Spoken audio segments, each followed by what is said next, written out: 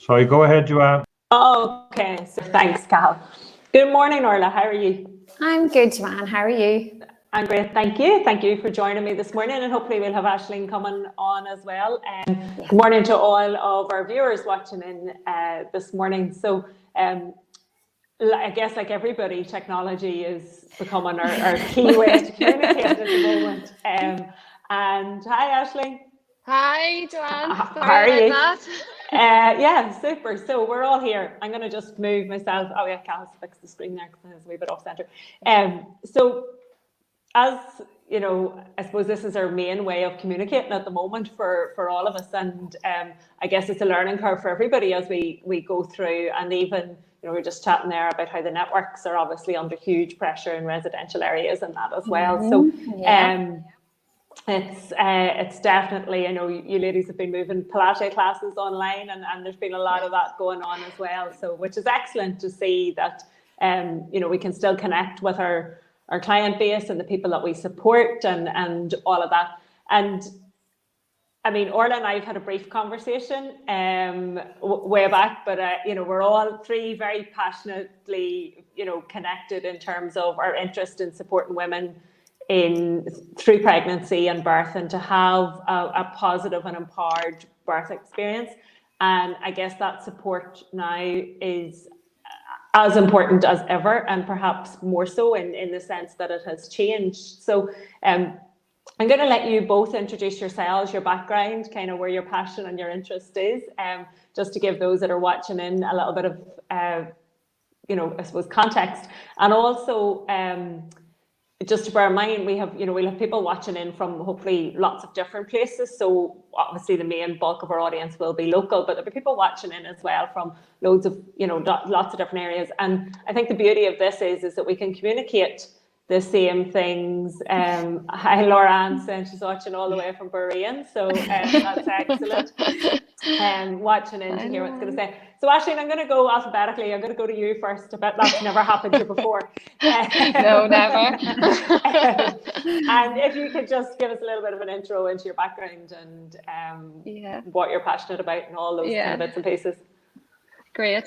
Thanks a million for having us on, Joanne. This is really exciting for us, as the Powerhouse Newry, to be on your show and to be able to showcase what we do. So yeah, my name's Aisling Carr. I've been a physio for nearly 19 years now this June, which is hard to believe. And qualified in 2001.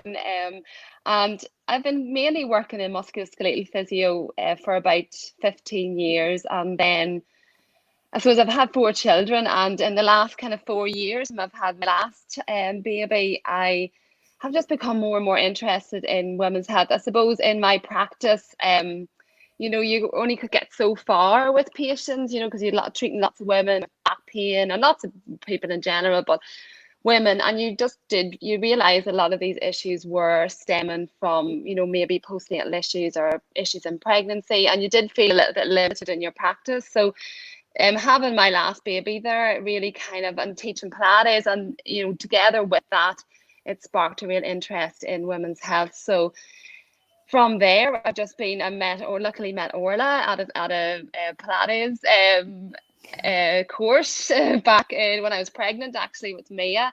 And it just kind of grew from there, and we realized that women were so underserved in this area.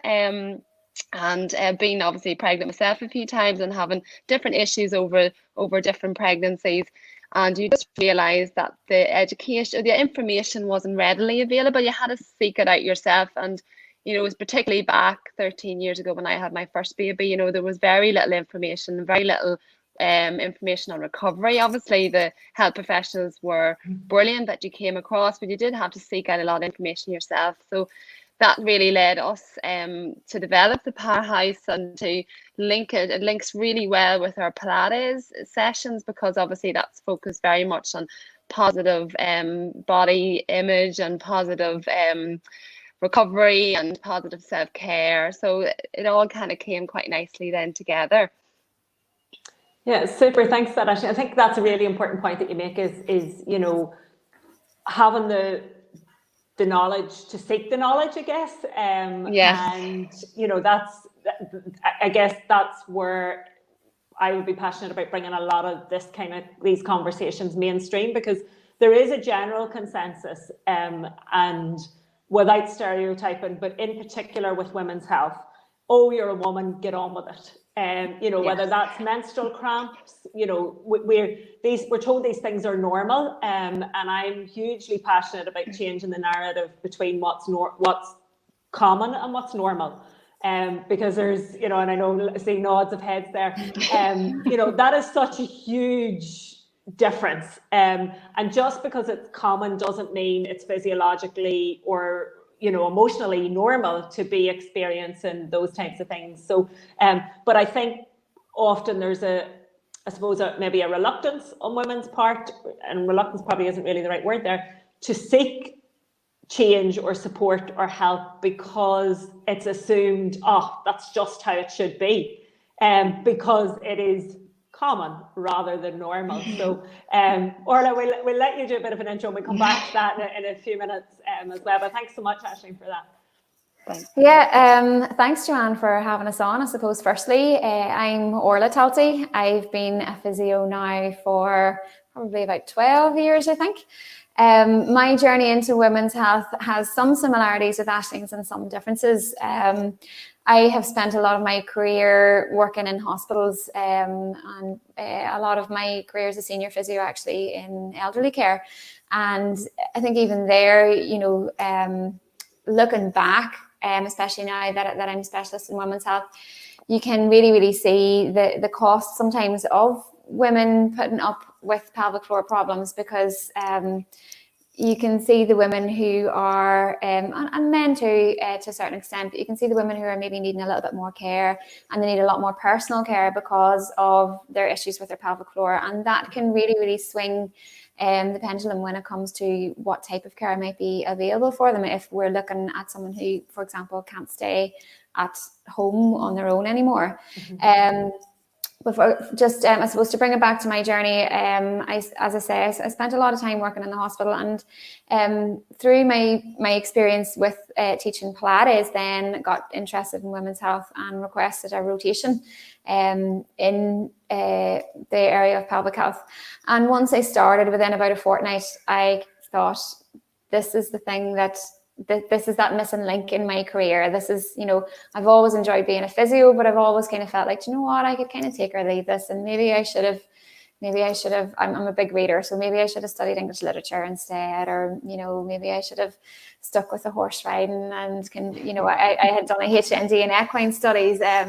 So I had always kind of thought, yeah, it's grand, I like my job, but, I could also do something else, until I started women's health, and I thought, okay, this is essentially the area that I want to work in. And it's very quickly I realized that sometimes some very, very simple measures can make massive differences.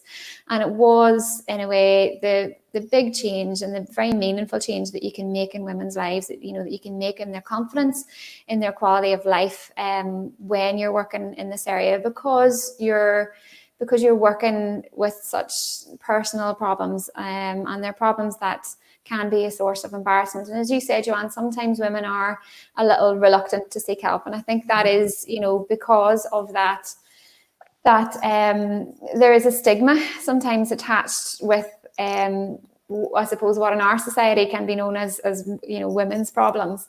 Yeah. And these, we should shush, we should be quiet, we should put up on, nobody really wants to listen to this. Nobody really wants to know about it. And it can be quite difficult then for women to seek help. And as you say, it's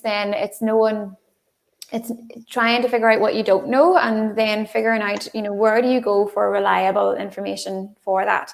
How do you figure out what's normal and what's not normal? And I think even, through the generations, women have been maybe conditioned to put up with more than what we should. It's not that long ago, for example, that, we had to fight for our vote, that we had to fight, for contraception, that we had to fight, there's still fights, when it comes to women's rights going on, even in 2020. And I think, that has left us, in a way, reluctant to seek help, or feeling like we don't deserve the help in a way, that we have to put, the caring, the nurturing person, and it feels like we have to put everyone else's needs before our own. And I think in women's health, it's lovely being able to say to women, it's okay to look after yourself. You have to look after yourself, and your children, the people in your family should see you look after yourself, because that's how they know it's okay to do that for themselves as well. So it becomes more in a way than just a job that's about physiotherapy, that's about bones, muscles and joints. It becomes very much an educational role, and certainly in our Pilates classes we try to empower women a lot, whether it's our pregnancy classes when it comes to their birth preparation and their birth choices, or whether it's their postnatal classes when we're talking about how to recover from pregnancy and birth, or just in general how to empower themselves around a healthy lifestyle, ensuring that exercise is something that you do out of love and respect for your body, and not punishment or coming along with restriction or anything like that. And Joanne, I know we've talked about that before too. So look, I could go on a bit of a story there, but and I think that that covers so many. And obviously, whilst today's program is we focus, and I had Birthwise and Carmel from Yoga Mama on with me last week, and I think one of the things that we said there was that whilst this conversation is perhaps focused at the moment for pregnancy and postnatal health, that every single one of us, whether we're male, whether we're female, whether we're young, whether we're whatever it is, can contribute to the conversation around improving and empowering the journey of pregnancy and birth for women.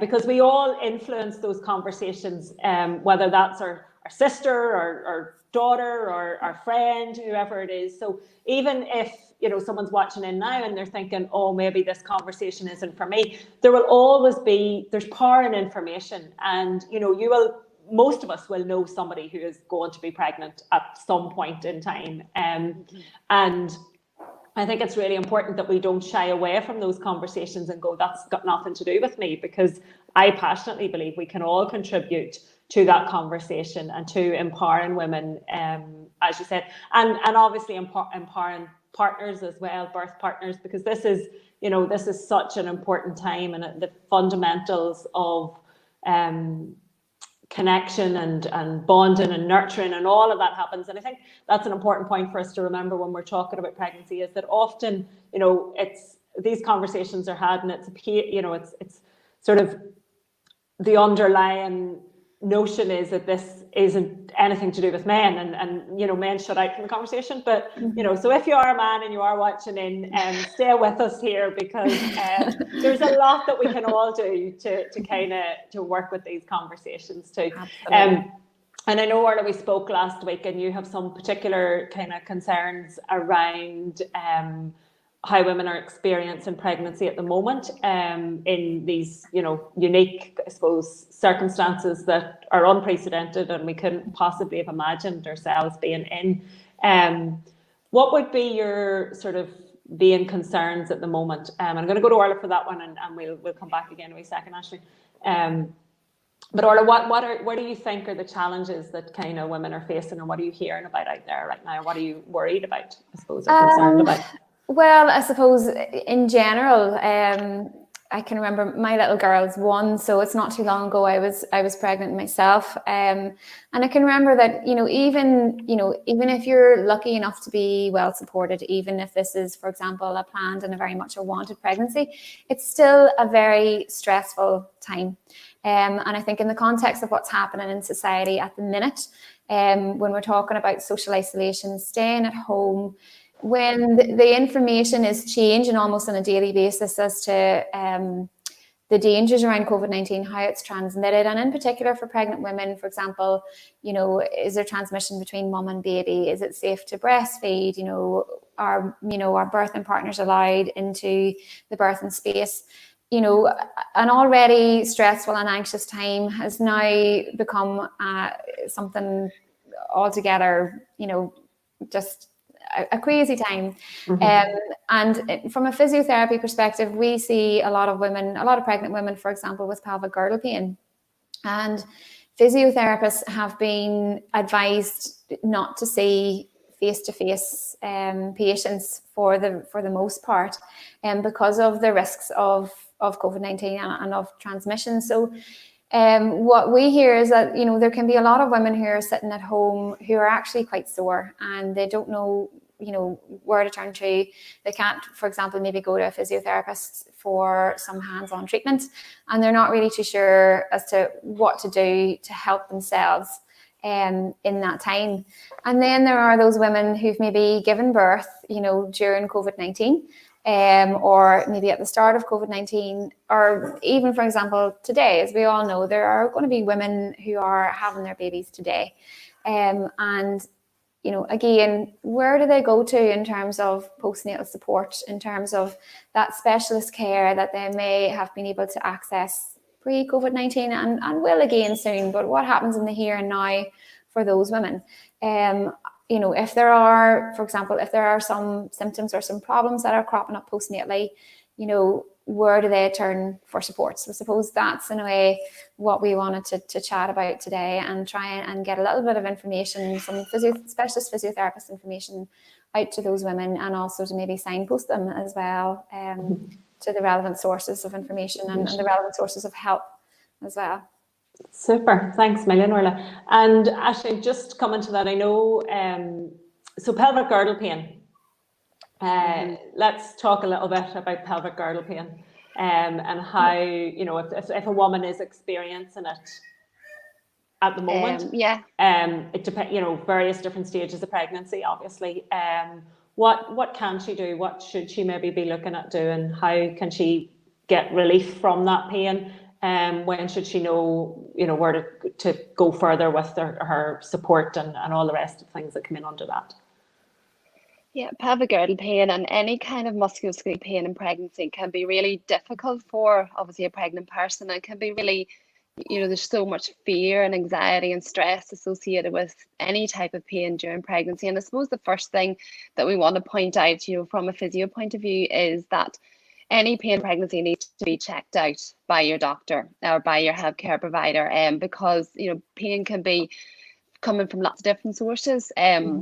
And the first thing that we always want to rule out when we're doing any assessment or having a chat with any patient is we're trying to rule out any other issues going on, or any, you know, infection, or any other red flags, as we would call it. So if there's any woman out there that is experiencing pain of any description, this is the time that it is still really important to be in contact with your GP. They may not be doing any, or your health, or your midwife, they may not be doing any face-to-face conversations or assessments at the minute. Some do, but they will chat to you over the phone, and it is still really important that we rule out anything else that's going on. But if that has been done, and you know, you're at home and you're in pain, it's really important that you really kind of manage that stress associated around the pain, because a lot of the evidence out there is showing that, you know, it's not just about hormone changes, and it's not, they do get a bit of a bad reputation in pregnancy, and that, you know, it's just because of the hormones and that's why you're in pain. But it's so much more multifactorial than that. There's lots of different issues in terms of, you know, as I said, you know, pain, it gives you stress, you know, aggravates stress and anxiety within the body, and that has a huge impact on how we perceive pain and how we manage pain.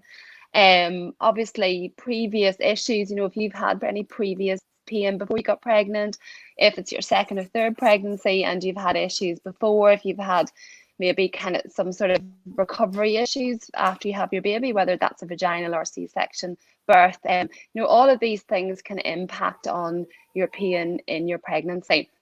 And then lots of things in terms of the changes, the biomechanical changes that happen to your body during pregnancy exacerbate issues, particularly around your pelvic girdle. So obviously your center of gravity changes, the bump size, everything is in the anterior part of your body, you know, increased breast size, increased bump size, and that puts a lot of pressure on structures, on pain sensitive structures, you know, around the pelvic girdle. And so commonly we see pain at the, you know, the low part of the back, right down in the lower buttock area, and that can be one side or the other side, or you can have pain in the low part of your back, and that pain can travel down the leg, which can be quite it can be really disabling and uncomfortable. And some women will get some pain right at the front of their pelvic girdle, so right in their pubic symphysis down at the front. So obviously any pain in this area comes with a lot of anxiety, because this is where you're carrying your baby. This is this whole area is under a lot of pressure generally. And that can be right from the start of pregnancy, within by about 15, 16, 17 weeks, people can start to get pain. They don't necessarily have to be quite big in terms of their bump size, but already the way the muscles are working around that whole area are changing. So we really rely a lot on the big muscles, particularly our big gluteal bottom muscles, obviously the pelvic floor muscles, the tummy muscles. All of these muscles really support our body and take the pressure off these pain sensitive structures in the pelvic girdle.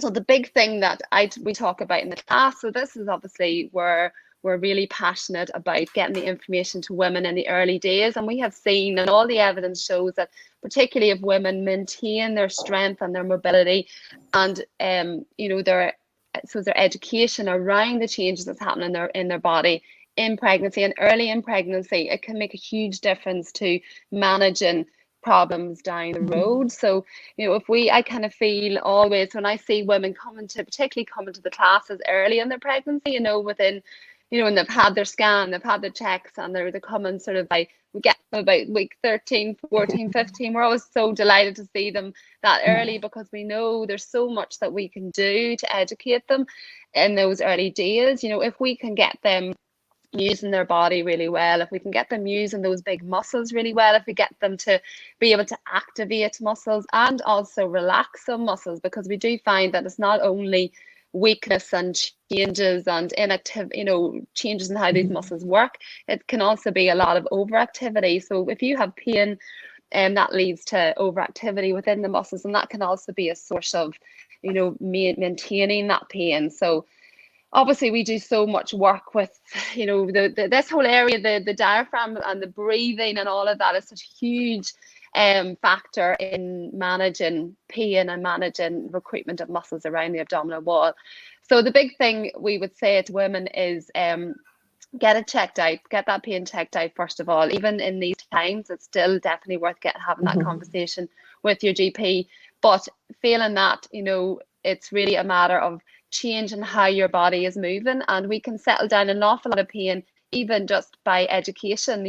We do very little hands-on work, even with somebody that has a lot of pain in their body. We can do so much in terms of strengthening up those muscles and just getting those muscles working optimally. And getting the right, I guess, as you said, it's the right supportive muscles, and yes, moving in that way. And that point around pain and the link to, I suppose, stress and anxiety, and that's a very chemical reaction. Real pain. It's real, because just to, I suppose, to give some of the titles in there where we're talking about what we want in pregnancy is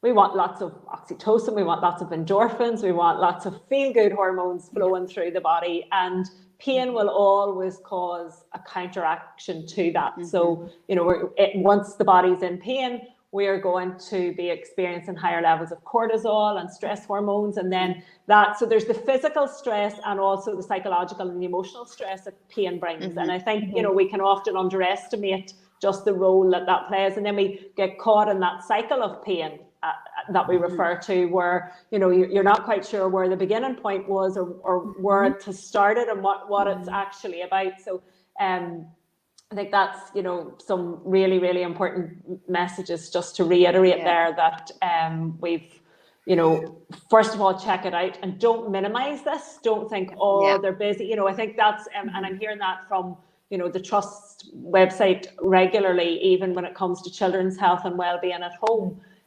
where they're saying don't wait, don't think, yes, we are under pressure, and yes, that's correct, and we don't want our services abused, but we also don't want people to be complacent or to think, oh no, that's not an issue. If you're concerned, if there's anything there, use the right points of contact there. Absolutely, yeah. I suppose that's definitely something to remember, is that whilst COVID-19 is taking up a lot of time and resource in the health care setting at the minute, is that all those other health issues that were happening beforehand are still happening now. As you say, babies are still being born, people are still in pain, people are still getting sick, people are still getting better, and as long as you say, if you're concerned, then definitely get that checked out. Yeah. And Orla, just in terms of perhaps, are there some simple things that women could be doing at home, sort of both prevention being better than cure? Is there certain things that they could be aware of? Maybe it is very early, Ashley mentioned there, very early in pregnancy, where you might typically think, oh, I'll go to a class or I'll do that, and obviously there's a limit there. And I know there's loads of options for online classes at the moment as well, which is excellent. But just in the day-to-day, and I think that's the other thing as well, is that our movement has changed so much. Some of us maybe are moving less, where maybe our physical activity levels have reduced, but we may also be just sitting at a different, if we're working from home, it might be a kitchen table rather than the chair that we're used to in work, and kind of all of those things. So movement has changed so much, but in particular for pregnant women, maybe in their early stages, are there some things, Orla, that they could think about, focus on, be aware of posturally, or anything else that may just be helpful from, say, prevention being better than cure perspective?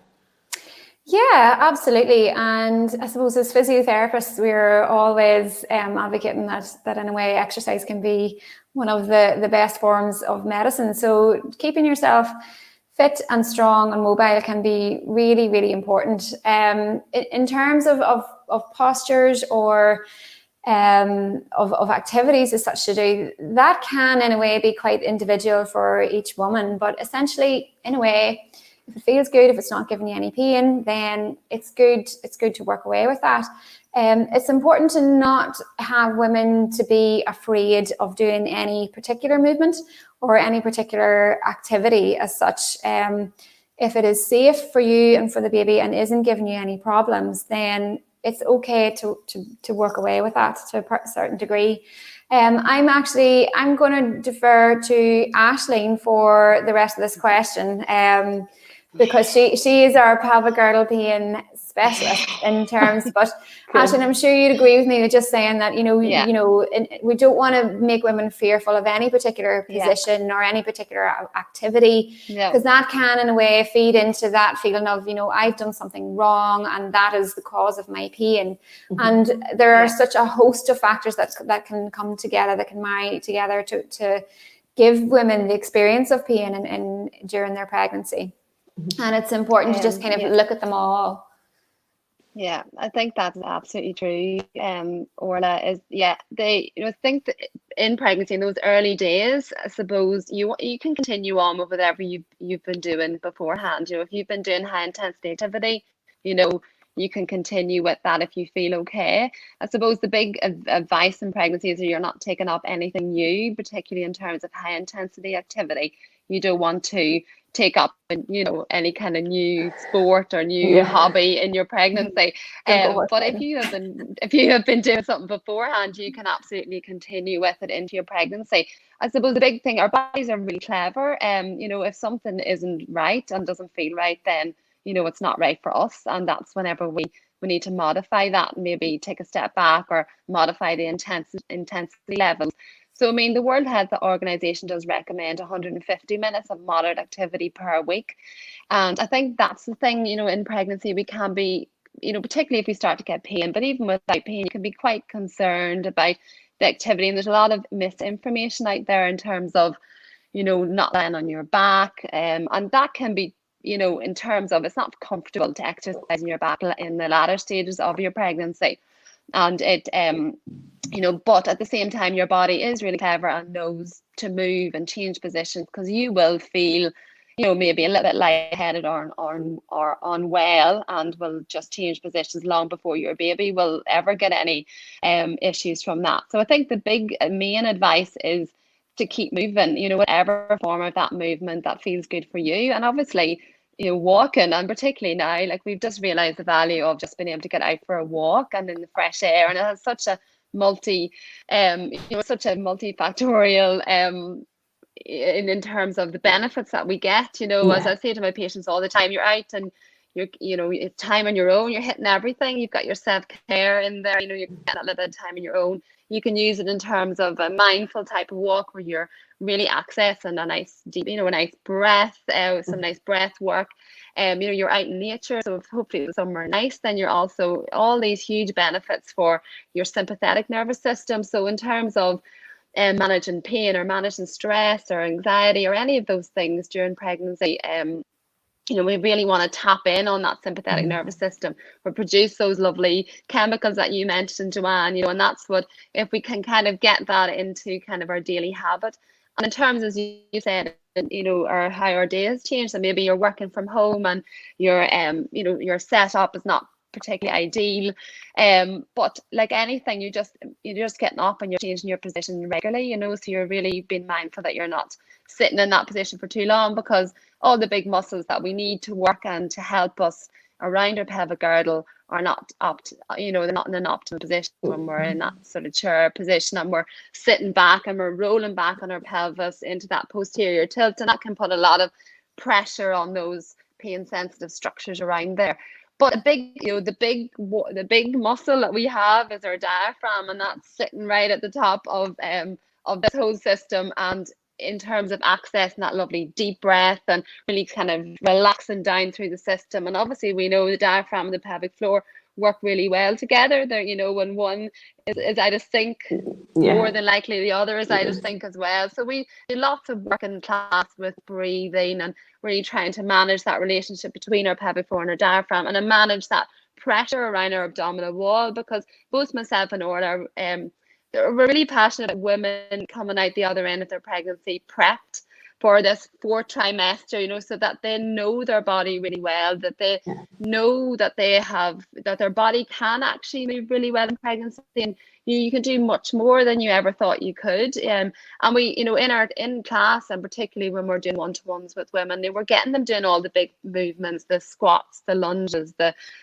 bending down, the lifting up, push type exercises, all the kind of movement patterns that we need for our daily life.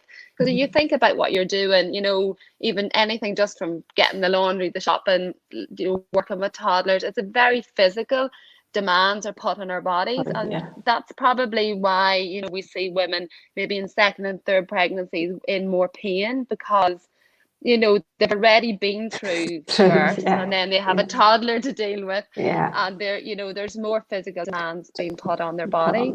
I think one of the things that we often associate with pregnancy is obviously, or certainly towards the end of it, is the ball, the famous ball to bounce on and to use, and I mean, not even anything pregnancy related, but I remember working on a particular project in work a number of years ago, and I was quite office based for a lot of the time, which wasn't my normal role. I was normally much more on my feet, but this was a particular piece of work that we were doing, and I was office based.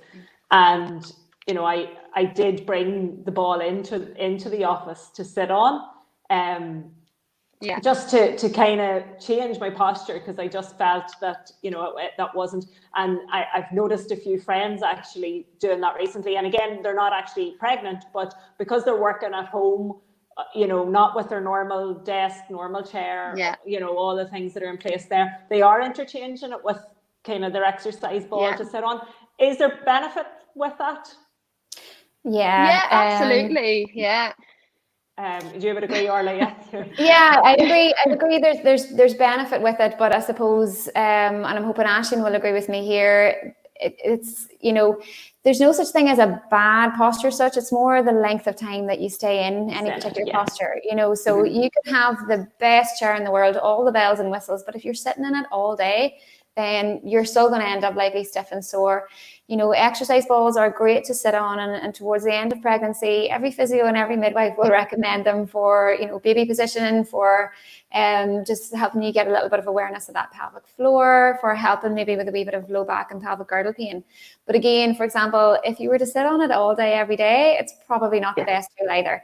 So you use the word interchange, and that's, you know, that can be the big thing. Regular movement breaks, even looking at the likes of little snacks of exercise where you're taking 2-3 minutes to do a few squats, you know, to do a few press ups on the wall or on the kitchen counter or something like that. You know, a little movement break. Our bodies are made to move. We've got so many muscles, joints, bones that, you know, yes, we all need to get our work done, but even that 30 seconds, that 45 seconds to move and then change from your chair to your gym ball back to your chair again, you know, it all kind of marries together. And I think, you know, it's also how the brain responds as well, because that little movement break will awaken, you know, parts of the brain, and we'll come back with a fresher mindset.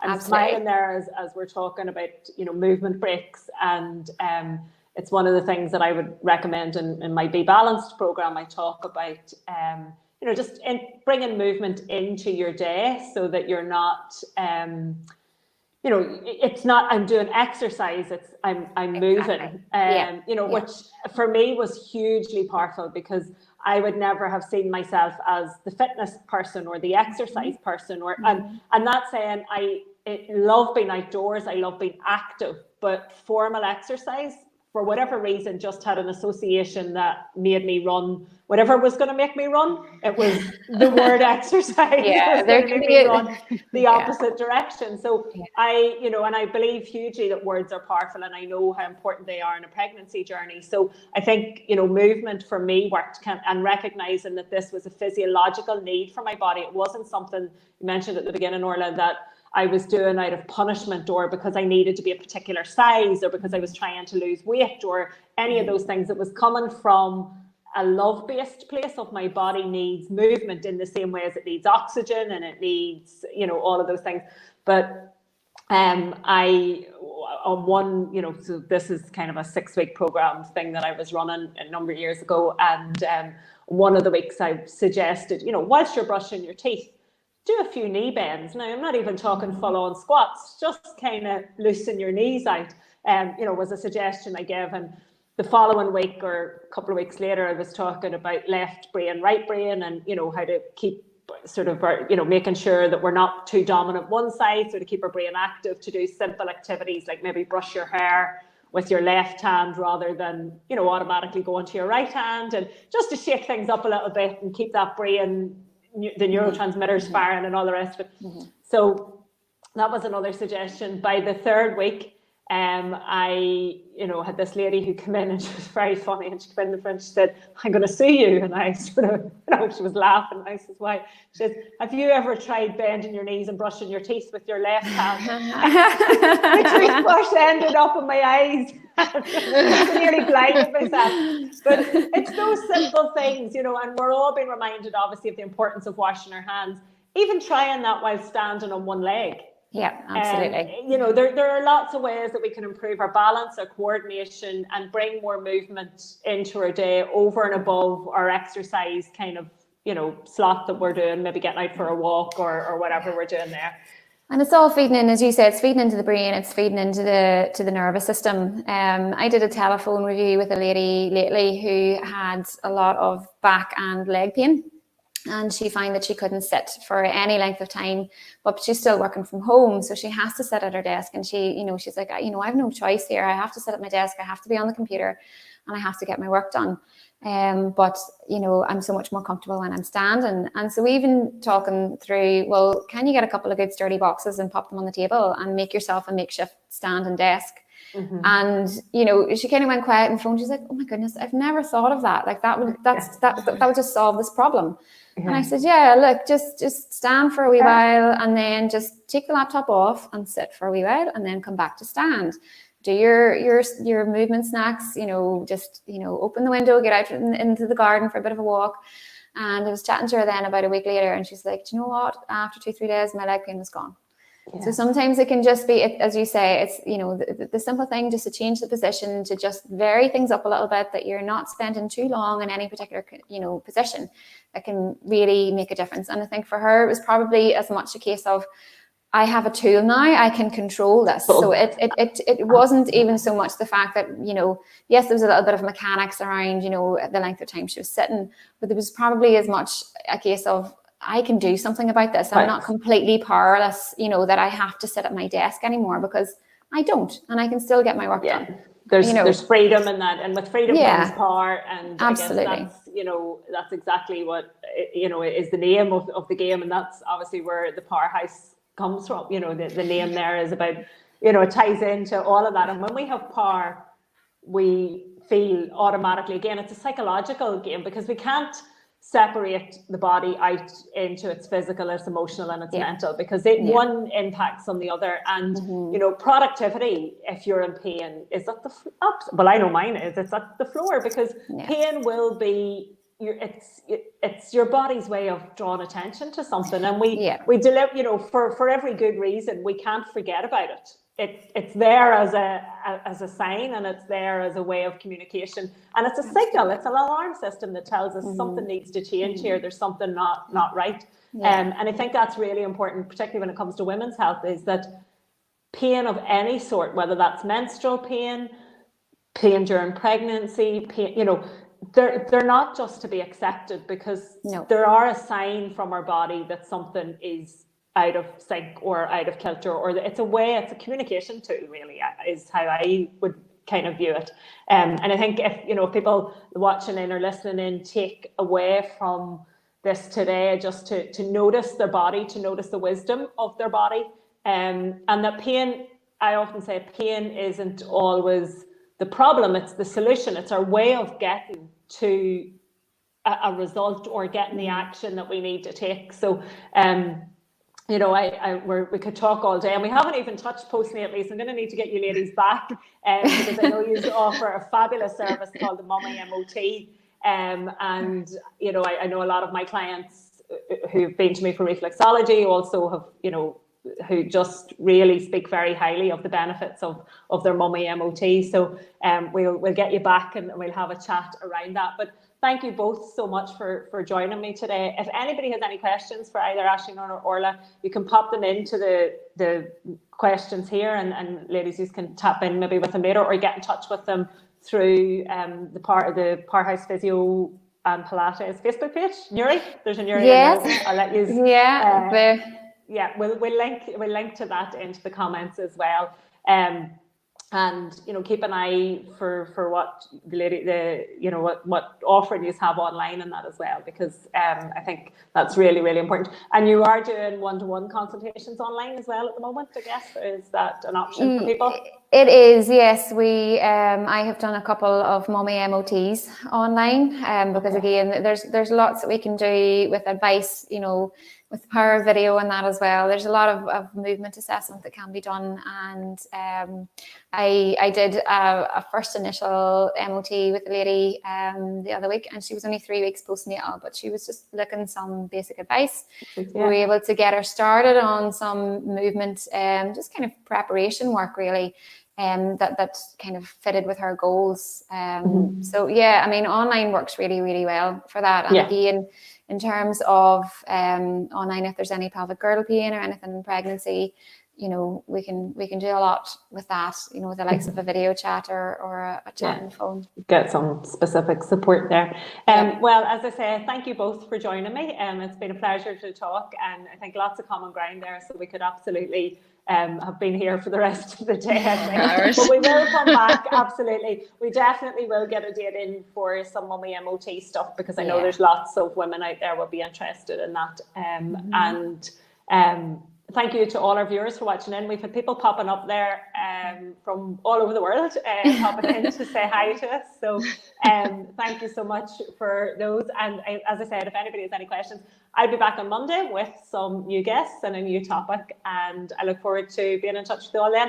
Thanks a million, Aisling. Thank you, Orla. And enjoy the rest of your day, everybody. Joanne. Thanks a million for having us on.